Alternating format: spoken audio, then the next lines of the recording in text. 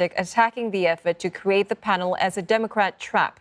Had the commission moved forward, he likely would have been called to testify over his role in inciting the riots and his administration's response to the attack. And ahead in Asia now, Porto residents furious as COVID-19 rules are eased for English football fans. And bringing some magic to muggles in New York, a look inside the world's first official flagship Harry Potter store.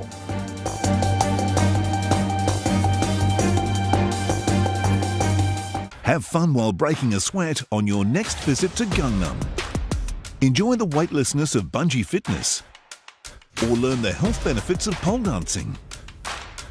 So don't miss the opportunity to feel the burn with the latest workout trends in Korea. Gangnam Insiders Picks, Sunday on CNA. This program is brought to you by the Gangnam-gu office. This June, Asia's past, present and future comes together. Race to feed the world as scientists, farmers and entrepreneurs solve the impending food crisis.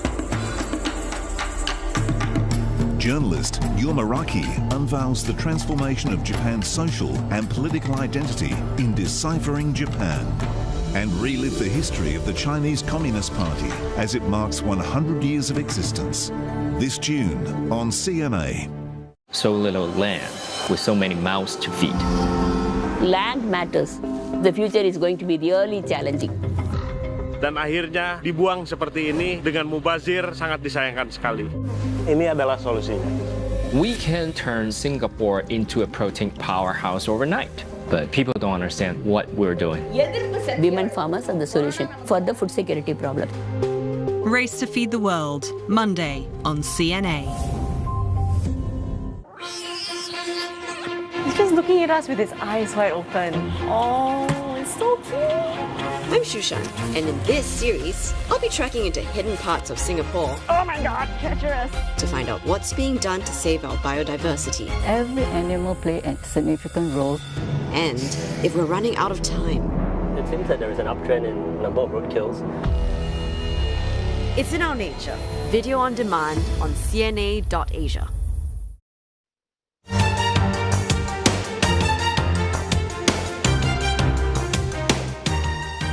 Alaska is seeing temperatures increase at least twice as fast as in the rest of the United States. Rising sea levels are causing coastal erosion, pushing some communities inland, and volatile summer storms are sparking massive wildfires. And all of that is putting a much bigger strain on the communities who rely on the land to survive. Nick Harper reports from Anchorage. In rural Alaska, dog sledding is still a part of everyday life. Mayum Osma, the only Vietnamese musher in the state, moved to the US about a decade ago, and sledding has taken some getting used to. At first I'm very scared and very nervous. I crashed a lot, but after that I'm very confident. You know, I feel so free. You run a dog, you don't care about anything else, just a dog and you. Her husband Dean became an overnight celebrity when he won the annual Iditarod in 1984, a grueling 1,500-kilometre solo sledding journey in minus 50 Celsius temperatures.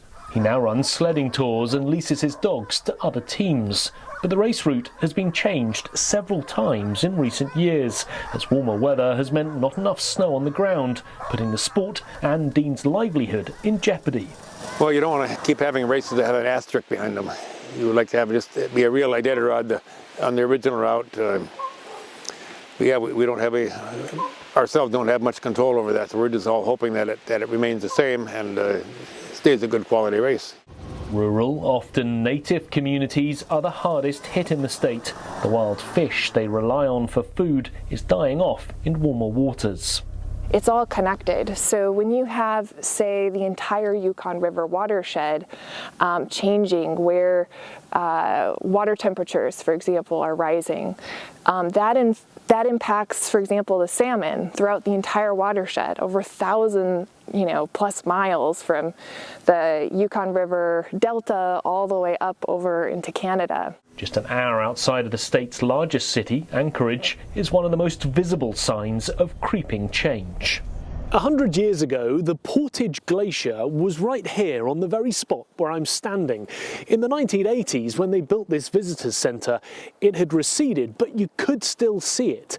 Today, you can't see it. It's receded even further and is now about 4 kilometres away around the bend in that valley. Alaska has more glaciers than any other US state, but some studies suggest they're melting 100 times quicker than previously thought. Rising temperatures are also pushing wildlife further north in search of colder areas. Nicole Schmidt from the Alaska Wildlife Alliance says preserving wildlife is hard in a state where the biggest revenue earner remains oil and gas. I think the time for us to keep our head in the sand and pretend that things are going along as normal has well passed, and so that's something we're really working on. It depends on what level you're looking at, but the state as a whole, I mean, our governor does not take in a really strong stance on climate change, and we have yet to see how the Biden administration incorporates their plans for climate change in Alaska.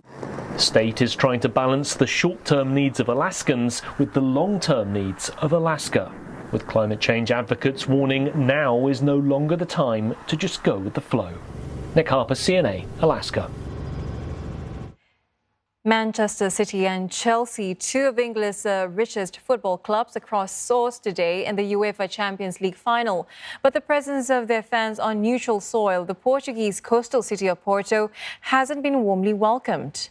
And that's because locals aren't happy with the last-minute decision from authorities to relax COVID-19 safety rules. Hundreds of English fans have been packing the city's riverside bars, most of them not wearing masks. British tourists are now allowed in and out of Portugal if they present a negative PCR test. Now, locals are also upset that foreign fans can go into the stadium, but they have been banned from attending matches for months. Only 16,500 fans are allowed into the stadium, but many others have been arriving in Porto to support their teams from the sidelines. Now, the most magical place in the Big Apple is set to open next week. Now, the world's only official Harry Potter flagship store is gearing up to welcome fans in New York. Dumbledore's Griffin, Fawkes the Phoenix, and more than 50 wands are on display in the 21,000 square foot shop. It also has props from the films and the largest collection of Harry Potter merchandise. Author J.K. Rowling's Harry Potter novels about a boy wizard have sold more than 500 million copies worldwide. It's also been made into blockbuster movies. And that's Asia Now for this hour. Headlines anytime at cna.asia. Plus, we're also on Facebook, YouTube, and Twitter. Thanks for your company.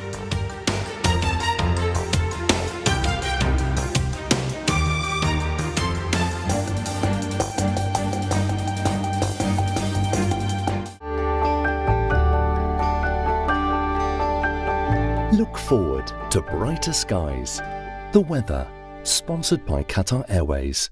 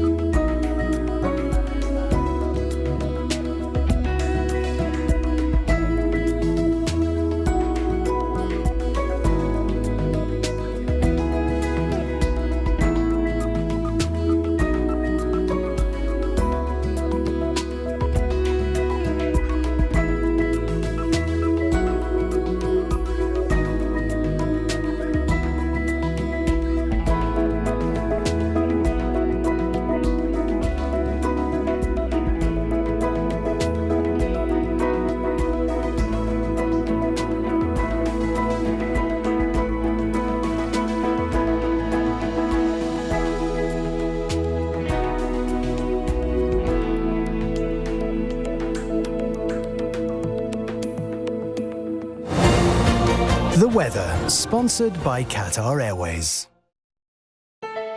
Myanmar, opening its doors to the world, but still much work is needed. The journey hasn't been easy, with pressure from within and without. Twists and turns line the way, but even when it's down, this country never stops trying. This is a country that can bank on its people. People who have the